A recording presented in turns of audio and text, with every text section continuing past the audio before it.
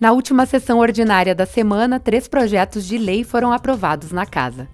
Um define o nome da via pública no bairro Nossa Senhora da Saúde como Rua Guiomar Maria Perosso Juncker. O outro inclui o evento Temperar, Cozinhar e Mercado no calendário oficial do município. O evento, realizado pelo Sindicato Empresarial de Gastronomia, Hotelaria Região Uva e Vinho, ocorre desde 2018 no mês de agosto.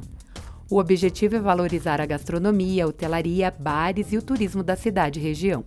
O último a ser votado foi o PL que autoriza a permuta de imóveis entre a Prefeitura e a empresa Imobras Indústria de Motores Elétricos Limitada, para a implementação do projeto de requalificação urbana da Avenida Alexandre Risso, no bairro Desvio Risso. Já no grande expediente, quem abriu o espaço foi Lucas Gil. Ele retomou o cenário das eleições municipais e destacou o quanto as fake news são nocivas para a democracia. É um desserviço à população, confunde o eleitor e também leva à descrença política, né?